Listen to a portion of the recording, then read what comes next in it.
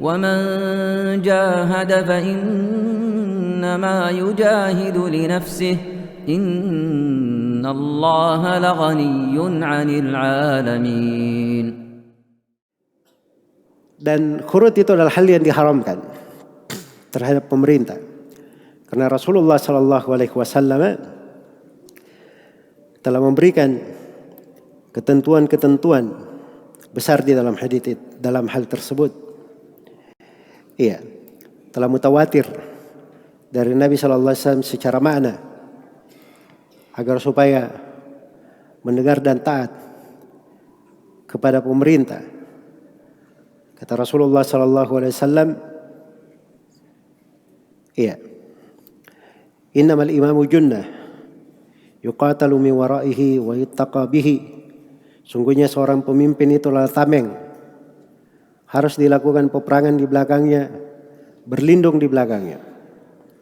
Fa in amara bi taqwallahi fa in amara bi taqwallahi wa adan fa inna lahu bidzalika ajran. Iya. Barang siapa yang memerintah dengan takwa dan berlaku adil, maka itu pahala untuknya. Wa in qala bi ghairihi fa inna alaihi minhu. Dan kalau dia berucap selain daripada itu, maka dia sendiri yang menanggungnya. Dia sendiri yang menanggungnya. Dan kata Nabi SAW, man baya'a imaman fa'atahu safqata yadihi wa thamrata qalbi falyuti'hu mastata'. Siapa yang membaiat seorang imam, dia berikan tangannya, keyakinan hatinya. Itu setiap muslim tinggal dalam sebuah wilayah, dia tidak boleh menganggap bahwa dirinya tidak memiliki pemimpin di atasnya. Karena kalau dia hidup di tengah umat Islam menganggap dirinya tidak seperti itu, maka dia mati dengan mati jahiliyah. Mati sebagai apa? Orang yang mati jahiliyah.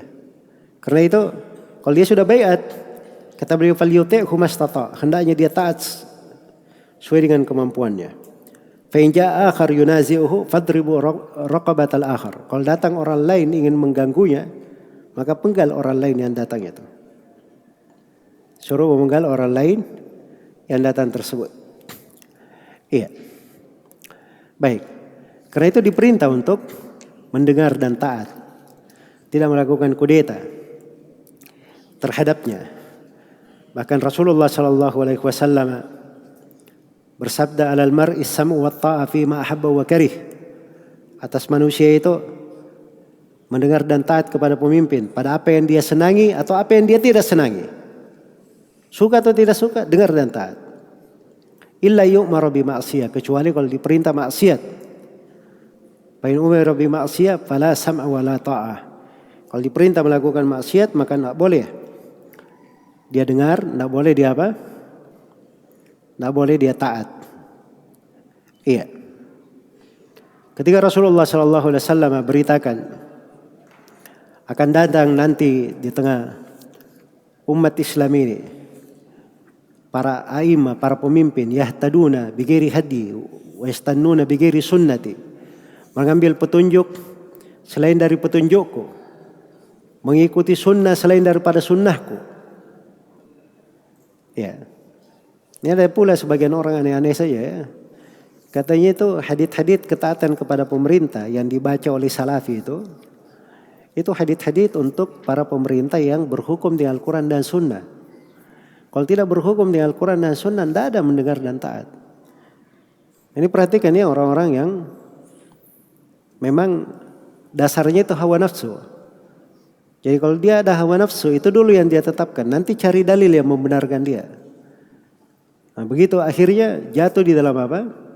Kesatan-kesatan waliyadzubillah. Jadi ketika Nabi kabarkan ada pemimpin-pemimpin yang seperti ini, perhatikan sifatnya. Yahtaduna bighairi hadi, mengambil petunjuk selain daripada petunjukku. Yastannuna bighairi sunnati, mengambil sunnah selain daripada sunnahku. Iya. Terus mereka ini qulubuhum qulubus syayatin fi juthmani ins. Hatinya itu hati-hati syaitan di badan-badan manusia.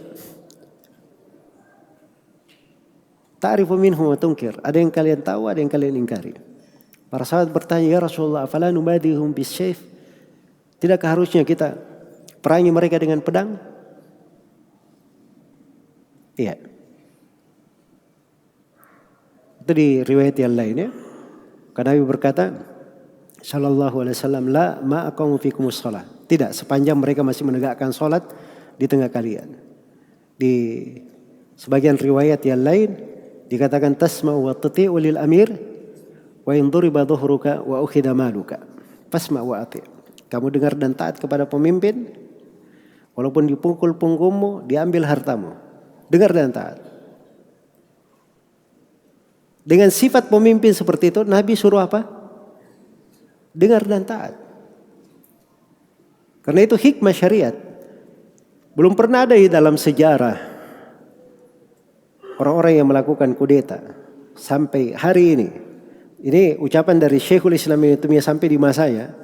Dan itu terbukti dari masa beliau sampai hari ini. Belum pernah dalam sejarah ada yang melakukan kudeta berakhir dengan kebaikan. Itu tidak ada sejarahnya. Ya, baca di sejarah mana saja. Itu sejarah pahit. Iya.